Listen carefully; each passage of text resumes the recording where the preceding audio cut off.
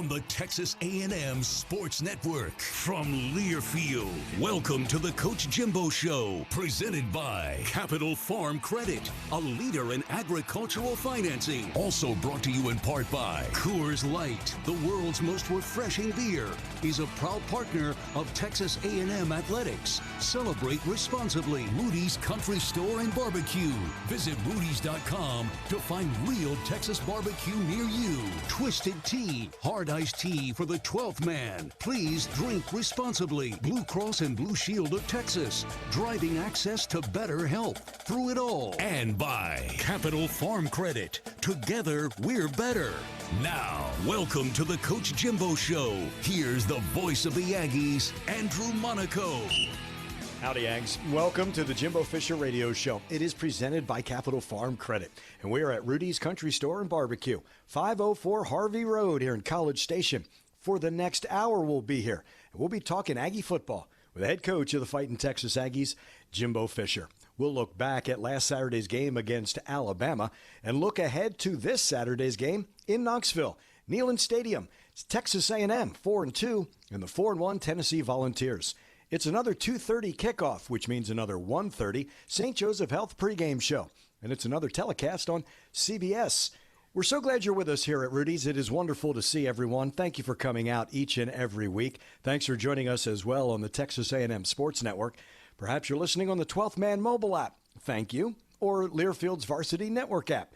We thank you as well. And as always, we are streaming on Texas A&M Football's Facebook page, Behind the Mic. We'll take your questions. Jimbo will have the answers, and we'll talk more with the head coach of the Fighting Texas Aggies. He joins me when we return to the Jimbo Fisher Radio Show. It's presented by Capital Farm Credit. This is Aggie football from Learfield.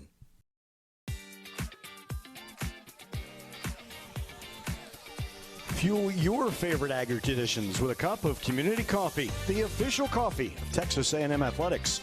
Community Coffee, strong as our roots. Discover more at communitycoffee.com. We welcome you into Rudy's, 504 Harvey Road here in College Station. It is another edition of the Jimbo Fisher Radio Show, and it is presented by Capital Farm Credits. The Aggies and the Tennessee Volunteers on Saturday, Neyland Stadium in Knoxville. And we welcome in 2 days late. Happy birthday, Jimbo Fisher. Thank you. Thank you. Really wanted you to have a victory. Yep. Well, me and you both. We had our opportunities. We know we had the first half, and second half we couldn't get the ball in where we needed to score more points, and had some opportunities down there, and just didn't get it finished. But it was a heck of a football game. And had chances at the end, and got a critical field goal blocked, and had a couple opportunities that we could have scored touchdowns. But when you play good teams, you gotta win them. They don't give them to you. And we got a couple things we got to get cleaned up and play better, and hard-fought game. You talked about going into that game how each team was going to earn every single yard, and coming out of that game, each team earned every single yard. Yeah, I mean, up front, I think we held them to 20 yards rushing in the whole game. They had some passing yards, and they did, but, the things we would need to take away was the running game and the quarterback runs, which we did. And they hit some passes, and they made some plays, and we got some help to them. And then we moved the ball well at times. 2 times we needed to finish it with that. We missed a 3rd and 1, the 4th and 1 down there, and then missed another critical 3rd and 1. And but had a couple chances. We ended up with field goals. We needed touchdowns. But hey, that's when you play good people. You got to make plays. They make you make plays, and we had opportunities. Got to get better. We got to coach them up better and give them a better chance. Usually over the course of 60 minutes, it comes down to some key plays, doesn't it? Because it's finding the inches. It goes back to a couple plays. I mean, the first drive when we were down there, we missed the 3rd and 1, we had a missed assignment. Then 4th and 1, we thought we had a play. We didn't get it out. And then on the next 3rd down there, we had a ball. We just threw it a little high inside, had an IS open, and missed it by the inches, and they come down and scored. And we come back and scored 2 great, really good touchdowns. Yeah. Ran the ball with physical down there. I got 17-10. And, we had the critical turnover right when we come out because we got to turn it. They were driving it, and we got to turn over, and then we gave it back. We missed a twist. What happened was we missed a twist up front. And got pressure, and he's throwing it, and it really wasn't a bad throw. I mean, and the guy went through and made a really nice play and got it back, and then they scored, and then we had some opportunities to get back after we missed the 3rd and 1, and then we did back and forth, and then we had to block field goal. Yeah. But had some. I mean, that's the way a game's going. Game's been a one-score game the last 2 years, and before that it was a one-score game. We won one of them, two of them, and could have got them all. But just got to figure out how to do that. And then special teams, we had some good things as far as the return game. Nice had another great return, and what he did there. And we unfortunately had to block field goal and a couple punts. We thought we could stick inside the 10 on them with our defense, and we missed them just a hair. One we kicked short. We had one into 14, and usually Nick's as good at that as anybody in the country, and we happened to miss them. That one was a little long, and hopefully we could have pinned them. But, yeah, that's ball, and you go in the next one. You had Bryce down there, and normally you talked about Nick is so good with the wedge, right? Just that extra half yard's the difference between being on the 20 and inside. We tried to get him to drop it about to 6, and he hit just a hair in that little wind, and it pushed it, and, we could have pinned him back there. But, hey, that's ball. You got to hit the right things at the right time. He didn't do it on purpose, I promise. That's right. Absolutely. Do you ever think that sometimes there's just the football gods and dumb luck? You have an umpire get in the way? Well, that was a big play, too. Now, they're supposed to step up. That was a really – I didn't mention that. That was a really big play in the game because it's going to be a 25-yard game. But, that's – you got to make them. You either make them or they're step up. That's just breaks of the game. But you got to make your own breaks. You can't look for somebody else to have breaks. You got to push them yourself, and you got to get it done. The 12th man was in full effect. 9 pre-snap penalties. Yeah, on Alabama. Usually by somebody else or another individual on Alabama. That place was as loud as it's been. It was a combination of the noise and having to block our D-line. Those guys in front of you make you nervous too. You know what I'm saying? They make you nervous, but then the noise on top of it, just the atmosphere and environment was, like I said, it's as good a place to play a football game as there is in America, period. Bar none. And they affected the game and did everything they could possibly do to help us and make it very tough on them. I'm going real early to Steve's question because I know Saturday was real big on it. You had a lot of recruits in that one. Did they enjoy their time? That was a blast. Unfortunately, afterwards I spent a lot of time. It was numbers of them.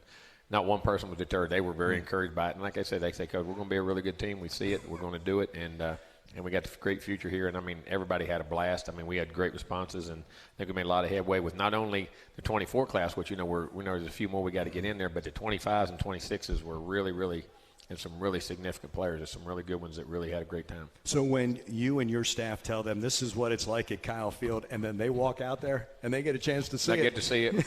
It's just not that. But then the quality of play. How you're playing Alabama and it's a nip and you're going back and forth. And so you understand kids want to be in a great environment. They want to win. They want to be somewhere that wins and have success, and they see where we're at as a program that, right there on the cusp. Now we got to do it and get it over with, but they see that. They're excited about it. And then you put the atmosphere of the environment and everything else that goes with A&M, the education, 12th man, all that. They loved it. They had a great time. He's the head coach of the Fighting Texas Aggies, Jimbo Fisher. We'll return to the Jimbo Fisher Radio Show. Presented by Capital Farm Credit. Come on back to Rudy's. This is Aggie Football from Learfield. The Jimbo Fisher Radio Show is brought to you by Capital Farm Credit, the largest agricultural lender in Texas. Capital Farm Credit, together, we're better. From Belton, Texarkana, Beaumont, BZ's in New Braunfels. From Kensington, Kansas, Tampa, Branson, Missouri, Denver. Effie, of course, has checked in from Melbourne. And Matt Mason from Jane Lou, West Virginia. Wow. Checking in. You know exactly where Jane Lou is. And that's right down the road, about 15, 20 miles from hometown. I'm going to take a little bit of a detour on this one. Ross Bjork earlier today, he said, miss this man and his positive energy every day, but honored that we continue to pay tribute to a great man, player, and coach. Congratulations. Terry Price inducted into the Southwest Conference Hall of Fame earlier today. His mom accepted on his behalf. His wife Kenya was there. Alex, his oldest son, also in attendance. TP's mom mentioned how much she appreciated you, Coach, remembering her son with TP on the field. She did not want to watch Aggie football games because of the heartbreak, but now with TP on the field, she races to her TV. Wow. Now, Alan Cannon represented us, represented Texas A&M at his induction in the Southwest very well Conference. deserved, and like you said, this is not a better person in the world, and great, Kenya's awesome. His mama is awesome, the family, everybody, and it's great to you got to honor your great Aggies and have him on the field with us and be with us in everything we do, and he's up there cheering his heart out. I guarantee you that. Take away player, coach. I want to talk about TP, the man. You have to have impeccable leadership. You have to have the faith. You have to have family. That's what Terry Price represented. If you're going to have someone lead young men, you want Terry Price. And you were blessed to have him on your staff, weren't you? Terry's just a real guy. I mean, does the right things for his family, for his players, for this place he works for his friends. I mean, I've never heard him say no to anybody. I mean, players every now and then, you got to get on them. But, I mean, the people and always helping, always doing more, always – and people – and I've never heard a bad word about him in coaching. All the guys who worked with him, coached with him, knew him, recruited against him. I mean, just had great respect for him. And, of course, he was – and we forget, like I say, we talk about the man, but he was a heck of a player. Yeah. I mean, playing here on some great football teams and was a huge part of those teams and all-conference player and all those things. I mean, you just can't say enough good things about him. And it's a shame he's gone. I mean, It really is. We miss him to death, but he's always with us. When you see that TP on the field, do you have just memories of conversations with him? Yes, you do. And all the games and the way you used to get ready for games and how important it was. And all the little things, that fans never saw in the office or, out recruiting. Or even before you coach with him. Memories of being together and being at different places, things like that. And having him on your coaching staff, you trust that when he goes into that living room, he's going to get the right man and the right family, the right young man to be a part of it. Because he represents everything you want that young man to be. Terry was about what was right, and he knew players and he knew people, and he didn't judge people. Hey, this guy, with a little bit of work, he can be a heck of a guy. I mean, heck of a person, just because you make a mistake, he didn't always throw guys away either. You know what I'm saying? I mean, or not recruit them or things like that. He always saw the good in everybody, but he had such an effect on people, and if he felt like he'd bring those guys around, you always trusted him. It wasn't just the D linemen, right? He affected everybody. No, exactly right. I mean, you're good coaches and the guys like that, man. They don't matter if they can recruit offensive players, skill guys, DBs, quarterback. I mean, those guys can affect anybody because they're real people and they relate to everybody. Yeah, he absolutely belongs in that Southwest Conference Hall of Fame. That is there in Waco. Congratulations, Terry Price. Wanted to have that segment just for TP because he has meant so much to us, TP 88. We will come back more of the Jimbo Fisher Radio Show presented by Capital Farm Credit. Stay with us. This is Aggie Football from Learfield. Barker's Heating and Cooling. Proud to be the official heating and cooling provider for Texas A&M Athletics, earning your seal of approval since 1974. A lot's changed since then, but Barker's pride in Aggie football and Barker's commitment to providing great service remains as strong as ever. Barker says, "Gig 'em, Aggies." It's the Jimbo Fisher Radio Show presented by Capital Farm Credit. We are at Rudy's, 504 Harvey Road here in College Station. And Jimbo, I saw this quote today. It seemed only fitting. Tony Dungy, "Don't waste the hard lessons of life, even if they are extremely painful. Experience can be a terrific teacher." Oh, it is. You got to go through it. Tony knows how to say it. He did. I mean, you go back and listen. And when Tony, it took him so long to win his Super Bowl. I mean, he had some great teams at Tampa Bay and some different places when he was a coach, and couldn't quite get over the hump. And then, of course, finally went to Indianapolis and did what he had to do. And I've met Tony quite a few times. What a great guy! What a great person he is. And he kept just plugging along. And he's a heck of a guy. And like I say, he's been through a lot of trials and tribulations in the coaching world himself. Mm-hmm. Your players keep asking, how do you bounce back? And they keep saying, I'm going to give you the same answer after a win that I'm going to tell you after a loss. I'm going to tell you 2 weeks ago. It's the same answer I'm going to give you 3 weeks from now. Here's what you understand. Let me ask you this. If you're a businessman and a big deal doesn't go your way, it goes to another company, so you don't go to work the next day, try to get another big deal? I mean, it's no different for a player. You're disappointed, but you line up and go practice again and go to the next game. I mean, just because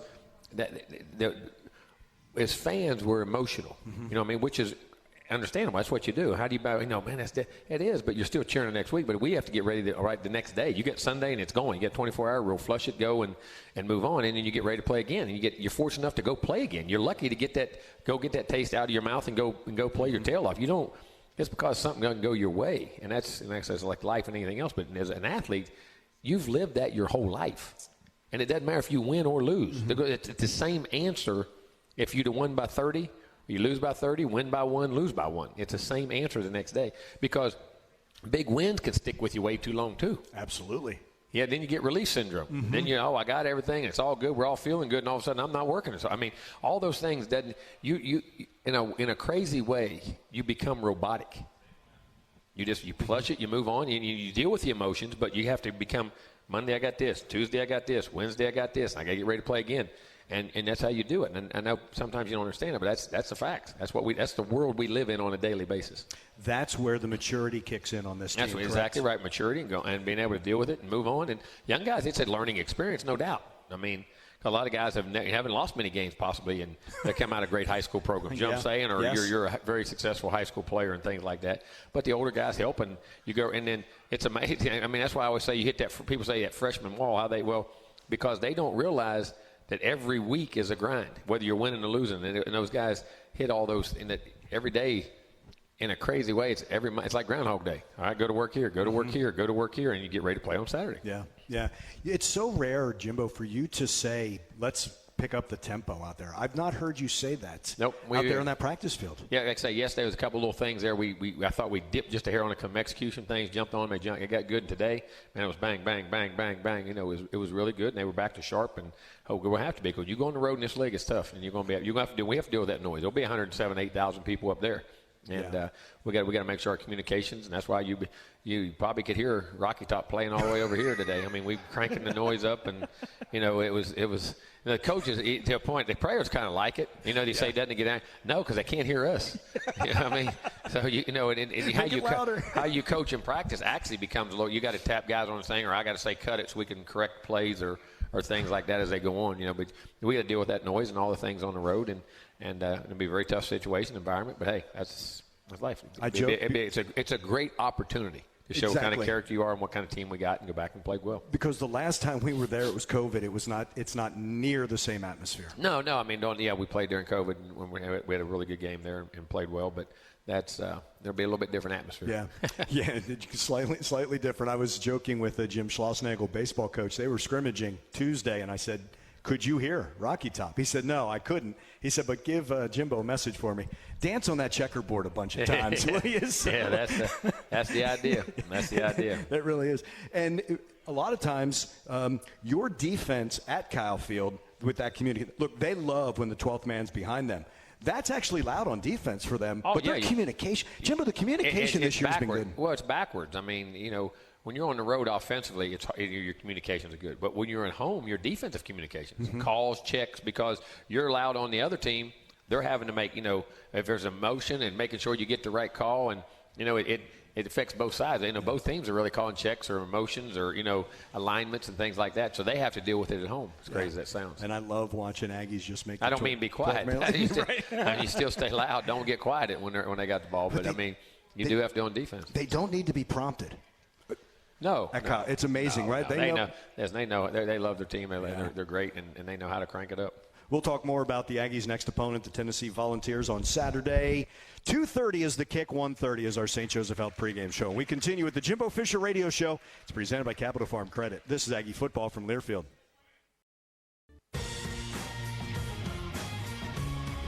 Howdy, Ags. Andrew Monaco here, inviting you all to visit Costa Vida Fresh Mexican Grill. Baja-style Mexican, made from scratch daily, serving breakfast tacos, lunch, and dinner. Aggie-owned and operated. That's our friend Holly in South College Station. We continue with the Jimbo Fisher Radio Show, presented by Capital Farm Credit. We're at Rudy's, 504 Harvey Road, here in College Station. Before we turn the attention to Tennessee, we'll do that a little bit more in this next half hour. You mentioned something on Monday, which I think is fascinating. When you were talking about rushing yards, there's a difference in rushing yards in college and in the NFL when it comes to sacks, correct? Yeah. You like the way the NFL does it. Yeah, because it's indicative of what you're trying to do. When you get sacked from a passing yard, in college it goes against your rushing yards. Well, it's not. It should go against your passing yards because it's part of your passing game. Mm-hmm. Now, in quarterbacks, if it's in scramble yards, I count in the passing yard because it's in your passing game. Quarterback run yards is different if it's a planned run or something like that. So because you get a true judge of how you're rushing the football. And with your backs and that type of stuff. So if you give up sacks, it's not indicative of what's broken or what's good. If that makes any sense. Yeah. Just a glimpse. Tennessee can flat out rush it. Oh yeah, they're up front. They're the old school front where they're penetrating front. You don't get as much of the old. I call it the old 4-3, the way Florida State was in the 90s, the way Miami was in the 80s and 90s. The front is more of the old school penetrating front four. And how they play. And they get upfield, they can rush. I mean, outside 30 and 27 can bring it. The inside guys 21 and 55, and those guys are all athletic. They get up 9, and the backer, I mean, they're a downhill team and can get penetration and try to create negative plays. Yeah, it's another strength. Their defense is a strength, not the strength. I want to say a strength of them. And, Jimbo, more consistency out of this Texas A&M defense week in and week out. And I don't know if people were saying, well, you did it against Auburn and Arkansas. And I know the way you look at it. Look, that's an SEC opponent. But you know how fans are. Can you do it against Alabama? And you did it against Alabama. Yeah, up front. I mean, we've got great front people. We've recruited well up there. We've got them. Our backers are playing well. And, I mean, we're making the ball come out. I think we've had, 20 sacks in the last 3 games. And and tackles for loss and creating negative plays. And that's just with the backers and our secondary people, too. 'Cause, I mean, we've got good blitzers. Our secondary people, our nickels and our corners are blitzing and making plays in the behind the line of scrimmage for tackles for loss and things like that, too. So it's a big deal. Some size back there as well. You prize having size on that back end because they can go get the ball as well. Football's a big man's game. I don't mean that. I was a little guy who played it, too. I mean, little guys can play it, but it's a game of size and speed. And it's the way you stay healthy. Now, that doesn't mean little guys can play, and there's exceptions to every rule. But also, and because a guy's shorter doesn't mean he's little. Bone structure, and it's collisions. I mean, listen, you're in a collision game. When little people continually get hit who have little bone structures, look at your cars. Yeah. What happens to a sports car when it gets hit? Crumple. It's done. Now, a big sedan, but now a truck, you just knock it in out and move on. And I say that body types matter when you're talking about speed and different. Also, holding space, you're creating space, you're dominating people, length, size, hands, tips. But, but little people can play, too. And there's some special people. We got some guys, littler guys that are tremendous athletes and players. But, size does matter. On that front, you bring back an experienced guy like McKinley Jackson, and then you look at the difference between a freshman Walter Nolan and a sophomore Walter Nolan, or first and second year, I should say, Walter Nolan. Yeah, I mean, what an impact guy. You saw that in him when he was playing in the state. Listen, because everybody judges athletic ability. That doesn't mean you're a great football. You have to learn to be a great football player. You know what I mean? And there's the techniques, and there's learning to play, learning how to take on, and all the things you have to do to be a complete football player and play great football. And, those guys have been here. And McKinley coming back is tremendous for his future. Yes. It's tremendous for us. Because I always say everybody wants to hurry up and get to the league. You got to be able to stay in the league. And where you get drafted matters. And those guys' maturity. Because also when you go to the NFL football, you're walking in a huddle with grown men. Yes. I'm 28, 29, 30, 32 years old, and you're 20, 21. It's not the same, it's different. And some do it, some don't. But, I mean, those guys are staying. They're making a difference, and it was good moves for them. And it'll pay off in the draft. Talking with Fidel Diggs this week, and I told you before you don't have to hear – Elijah doesn't have to say it, DJ doesn't have to say it on the defensive side of the field about tempo or juice or anything like that, because Fidel says Shamar Turner has taught us every single rep by Shamar Turner. You said it. I've said like the national championship. It is, and you got to play like every plays for the national championship or the SEC title, whatever it is you're playing for, and guys who truly love everything about it. And there's a strain to football that's not always fun when you're the most tired. And Shamar is in total. He's in his place when he's on the football field. He loves being out there. He doesn't know how to play. Take a play off, you know what I mean? And that's infectious. Yeah. It is. I mean, that's what you got. Anais has been practicing like that for us on offense. Layden does a great job on that. And McKinley does a great job, up front with those guys. They all set that tone for those other guys. And that's how you pass it down. But those guys, they're tremendous. There's not a first and second team. Fidel was saying that. Coach Robinson, Elijah says. Yeah, you go in waves. Waves, yeah. It's like receivers. You get transition, you get backs. That's why a depth chart, there's no such thing as a depth chart. You know what I'm saying? It really is. I mean, you're in rotations. And certain styles of play, like certain receivers may be better in there than this guy in that game. And then the next 2 games, this guy's style. And then the running backs that way. And then your nickels, your dimes. If you're not all right, you always list on defense, 3 linebackers, 4 D linemen, 4 DBs. Well, what if you play a nickel all the time? There's 5. So which one's not a starter? Which one is a starter? If you're in dime, you're in 6. I mean, your starters in different packages. The game becomes it's a specialist game. It is. You know what I mean? And are you in 2 tight ends, 1 tight end, 2 backs, 3 receivers, 4 receivers? You know what I mean? So they're all starters. That's why that becomes kind of a moot point anymore. Yeah, and I think about this, about an opposing offensive line. They're thinking to themselves, you know what, that's great. McKinley and Walter and Shamar and Fidel go out. And then all of a sudden they're thinking, this is what they're thinking. Well, it's just Albert Regis, and it's just Isaiah Rakes, and it's just Shamar Stewart, and it's just L.T. Overton. And I'm thinking to myself, good luck with that wave. Yeah, I mean, and you have rotations, and you keep guys fresh, and you're keeping. They're all playing about the same amount of plays when you really look at it. And a few of the guys play a little more, McKinley, Shamar, a couple of those guys. But, I mean, you're keeping them fresh and you keep them healthy. That's the other thing. There's only so many collisions. You keep them healthy for the year. And you develop the other guys even more. And does that help you not just for that 60 minutes, Jimbo, but for October and November? No, that's what I'm saying. All year, man, there's the number of plays you play, and it's a marathon, not a sprint. Yeah. And then each game has a different game plan. Certain guy, that end may play more this week. You may play more the next. The tackle may play more. I mean, it's like receivers, tight ends, backs. I mean, it's the way it is. That's why you've always said you consider Ja'Day Walker's a starter. Well, he may not be in the first three out there. Same way with Moose, right? Exactly. They're starters. They're starters. I mean, you roll them in. You're not losing anything. You know what I mean? Nothing whatsoever. Nope. No, that's right. It's funny because you could list, your 8 wide receivers. It's that deep. I mean, same thing with your linebackers. Exactly right. You do it with all those positions. Yeah, always good to be deep and talented. That's for sure. He's Jimbo Fisher. It's the Jimbo Fisher Radio Show presented by Capital Farm Credit. Come on back. We'll start previewing the opponent on Saturday, Tennessee. When we return, there's Aggie football from Learfield. Fuel your favorite Aggie traditions with a cup of Community Coffee, the official coffee of Texas A&M Athletics. Community Coffee, strong as our roots. Discover more at communitycoffee.com. My apologies, way too long in this hour to say hello to Vicky and Choya. No, I was getting ready to say it right. Yeah. That's what I was going to say. I said it. I was going to say, Vicky and Choya, we miss you. He's always thinking about you and love you. Hope y'all are having a good evening. We certainly hope so. Thank you for joining us for this. There will be no Jimbo Fisher Radio Show presented by Capital Farm Credit next Wednesday. You're all welcome to come back here and get stuff from Rudy's. I'm probably going to get my car. It's going to come here anyway.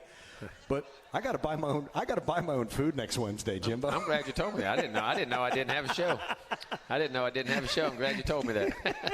I might have showed up anyway. It's bye week, and I know you're going to get asked this, and I'll ask you in 2 weeks. It's anything but an off week. Bye week and off week mean two different things, correct? Cram as much as you can get done in a week for the rest of the year. Yes. And, try to go over things you got, but then also look at future opponents, things you got. You got to get installed, film you got to get watched, and then recruiting. I mean, you're heavy going to see games, getting out to schools. We're trying to do that whole gamut of getting where you got to get to, and also for future, for freshmen, sophomores, juniors, all that, and plus your class you're having. So trust me, it's anything but. Your teams, Jimbo, are always very good about not looking past the game to the bye week. Mm-hmm. You really instilled that in your teams. I think that's something special because not all schools do that. No, you got. A bye week for them, hey, we're going to go to work anyway. You're going to practice anyway, just like you are, maybe a lot more. And we can be tougher on you because you don't have a game on Saturday. So you better not look past anything. So, but no, just that's a work week and it's an installation week for certain things with certain opponents in the last 5 that you'll put in some schemes during the week that will be familiar. So when you get to game week, it's not the first time they saw them and things that are unique that they do. You know what I'm saying? They're a little bit different anywhere you've seen, and we've got all that stuff ready. And then, of course, the recruiting part of it, and then working on which we do all the time, our own self-scout evaluations of offense, defense, and efficiencies and things we got to really hone in on and try to, you're doing a game week, you fix them as much as you can, but doing an off week, you can really change your practice and, and especially detail those things. This team craves that because you've always been so impressed and you love how they work on their own time. Well, yeah, I mean, you got to be self-evaluation and what we'll give you, and then it's like a homework assignment. I mean, if you don't, tell me this, in any algebra class or a chemistry class or an engineering class, if you just go to class, do what the teacher says in class, and don't study anymore, what are you making? See, at the best. Right? And that's if you're real smart. You know what I'm saying? If you don't do homework, if you don't do extra study, if you don't go read on your own, it's no different playing ball. Yeah. I mean, it's the same thing. But here's the thing. You're not allowed to from the NCAA. Right. They limit your hours, but you can go study for 100 hours. Now, I think part of that's got to change in ball because, the way this thing's going and on all what's going on and how important this is, to me, you're stopping a guy's development. Yeah. I mean, sir, and even in the offseason, you can't go out there and work with him on the field, a certain number of hours. He wants, hey, coach, come work with me on these drops. Have you worked? We're not allowed. Right. There's only a certain amount of time and hours. And I know that sounds crazy, but those are things I think eventually they're going to have to just loosen up on in a lot of ways. And because I think kids are going to press and say, you're keeping my professional development away from me. Yeah. Or they go to somebody else, Jimbo, and that's got to be that's where the outside forces get into you, and they're teaching you something different than what we're teaching you. Right. You know what I'm saying? I mean, and not a lot of them don't do it, but they're trying to get extra work, and it's not from their fault. They're trying to go out and get extra work or get extra things that are going on. So there's a lot of unique things in that way that I think eventually will work itself out. Going on the road, and we hear this, the true road game, as if Arlington doesn't count. I know it's neutral, but, that's a 50-50. On the road, what are the important things for teams when they're playing on the road? Well, I think you got to understand communication, number one. Yeah. I don't care because the noise factor you just saw there, whether you think of just cadence or just play calls, hand signals, checks. When you say, the things you're able to do sometimes offensively, check, things you can do at home is a lot easier because of the noise. You're quiet, and you can put a lot of checks in, a lot of hand. On the road, man, you can do it, but you got to have an experienced team, and they got to be very deliberate. And some of them may be by verbal, some are by hand signals, some are by from the side. I mean, things that how you're communicating defensively, same way. I mean, calls, checks, all those types of things, and I think that's the hardest in my opinion because I don't care what you say. If I got my call and I'm a player, then I'm locked into where my eyes go. I can play football. You know what I'm saying? But then, I mean, momentum swings, and young players getting intimidated by noise, things like that. The older guys learn to block it out as much as they can, but it still affects a lot of different things in how you play. And that's knowing that you got those folks there, and everybody's behind you, and you want to do good in front of your home people. But when you get to have a really good team, like you say, going into somewhere and getting them quiet and doing that, the maturity that comes in there, you take pride in that. And that's hard to do, and especially in this league, and especially when everybody's a good team and it's a good environment. So you got, it's double whammy. That's the best sound on the road, right? Quiet. You got to. It means you're doing your job. We talked a little bit about tempo, and Tennessee's going to want to play its tempo. And you said something. What did Coach Bowden always say about how you communicate he said, tempo? I remember he was having a discussion. Well, he was telling Mickey, too, because they went no huddle on offense themselves, and Mickey was worried about, I remember Mickey Andrews, the legendary defense coordinator at Florida State, and he was worried about, on defense, we'll get tired because we're going to be playing a lot more plays, and they're going no huddle, and then they do that. What we do, Coach Bowden said, well, if you get 3 and out, you ain't out there very long, buddy. Which is true.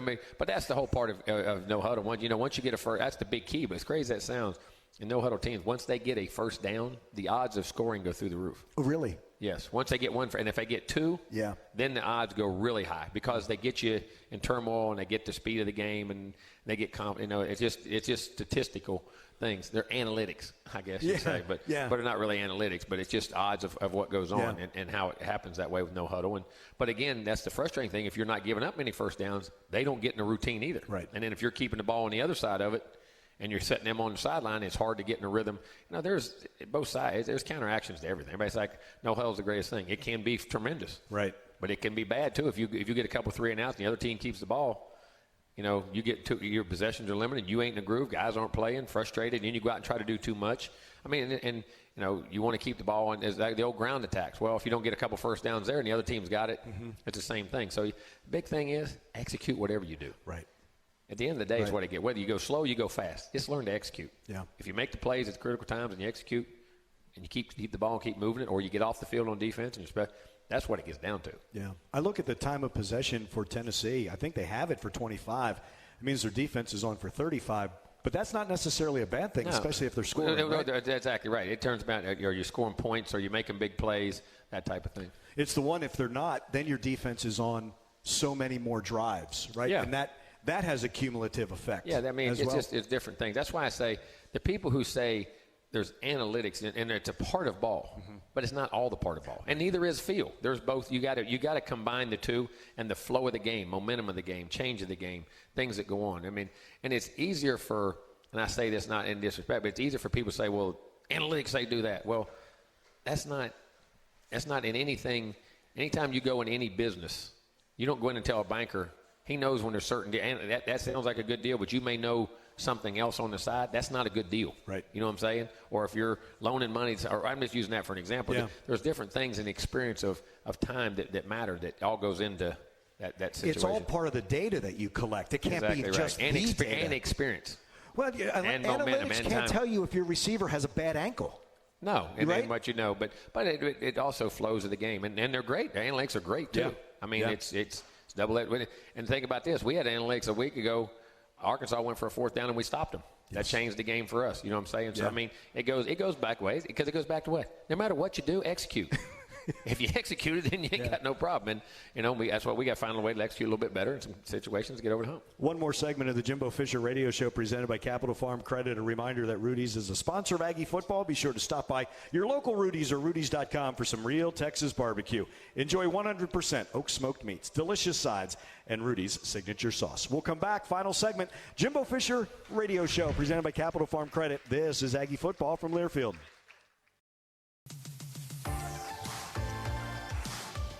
Texas Farm Bureau Insurance wants to provide a trip for 12 to the Ole Miss game on November 4th. To register for the 12th Fan trip, visit 12thman.com/12thfan. Texas Farm Bureau Insurance is a proud corporate partner of Texas A&M Athletics. Final segment of the Jimbo Fisher Radio Show presented by Capital Farm Credit. Aggies in Tennessee, 2:30 on Saturday, 1:30 with our St. Joseph Health pregame show. How do you replicate in practice the tempo that you're going to see on Saturday? It's very tough. Sometimes you have two huddles ready. You have two groups, like when one group runs a play, as they're spotting the ball, another group, instead of the group that just ran the play because they're all over the field, another group is on the side, no run up there, and it makes it quicker. You can go two huddles, you can go one. I mean, different scenarios like that. And plus, we've worked a lot of that. And I don't say this, the tempos are tough, but it's become more common now. You know what I mean? But you're trying to, a lot of times you use two different groups to make it faster. Get them going as fast as they can. Is it a bad thing if you don't substitute on defense? And the way I say that, I mean, I know you do, but you've got guys who can play an entire series. Well, you do, but a lot of the things is if they substitute and do things or they go into their boundary, you do it on defense a lot of times. One, to get subs, and two, you slow the tempo. Yeah. You get some of the tempo back to control it, and you'll see guys not walking off, but it's just, to keep your guys fresh. They have to be ready. That's the sideline. But our guys, I mean, that's why. But you understand something. When you're in a practice for us, you're running about 160 plays a day. You're only running anywhere from 60 to 80 in a game usually there. So, I mean, you went through a lot, and your conditioning and things are ready. Yeah. This Tennessee team, they had the week off. I know they start a gauntlet of games with us, but they love to run, and you like all three of their backs. And I asked you, kind of similar to our backs. Are they not the running backs? I tell you what, both of them. They talk about speed, but they're both 200. The first two are 210, 13 pounds. Third guy's the same way as 195. Great acceleration, guys. Great speed, but great acceleration, change of direction, hard to get on the ground, tackle. And that's what I say. You realize with them, I mean, as much as they throw it and everything, the quarterbacks, but they really run the football. Mm-hmm. They're a very good running football team. And if you would really look at most no-huddle teams, they run the ball more than they throw it. Yeah. I mean, it's all about, and how what they get into, or just as much. Yeah. And where you're at. Now, because there's two different kinds of no-huddle. You have 2-minute no-huddle, which you're throwing because your time is against the clock. But then some of these no-huddle teams are running. It's all running, a lot of run game, and screens and throwing. But, I mean, there's a lot more run than you think. This game will come down to the lines of scrimmage, won't they, Jimbo? Well, it always was. When you're on the road, it's important to control lines of scrimmage and be able to play because you can control tempo of the game. I mean, whether if you can run and take pressure off and, to be able to run the football, be able to stop the run, make teams more one-dimensional. You got to win up front. You have to pressure their quarterback. Milton's another big, strong guy. You got to get on the ground. Squirrel White, the receiver, man, number 10, is a really good player. 9 and 1 are big, long guys that make plays. Tight end catches the ball well. Backs can catch it and run. And, like I say, Joe is getting him on the ground too. And he throws it so far. I mean, I said that, most guys can't throw it 70, 80 yards. I mean, you say, well, yeah, guy can throw it 70 yards. No, they're not. Right. There's very few in the world that can truly throw it 70, 75, 80 yards when you talk about and throw it within a game that's a type of pass. He's one of those guys. So make sure DB-wise, you're not used to ever playing balls that far. As crazy as that sounds, the DB you run and 40, 50, 60, and 55 yards, you're usually playing that ball. It's another 10 yards. So being able to judge it and play it. And then defensively, they get after you up front. They can rush the passer. 27-30 can bring it. 9's on the edge. 21 inside. The backers, 6 is all over the field. Beasley, 44, makes plays. McCullough's played forever. 5 and 1 are good corners. I mean, the whole group of them. And their punter, the unique thing about their punter, he's an off-seat. And they use the rugby kick. He can do it right-footed or left-footed. So you don't know which way he's going to do it and which way it's going, and then he'll start that way, and, of course, they kick it back the other. So, I mean, they're challenging in that, and they have really good returners. So, I mean, this is a very good football team. We're going on the road. It's a huge challenge, and, find out about ourselves. Bounce back and be ready to play. Beat the hell out of the Volunteers, Jimbo. Thank you. Thank you. Jimbo Fisher Radio Show presented by Capital Farm Credit.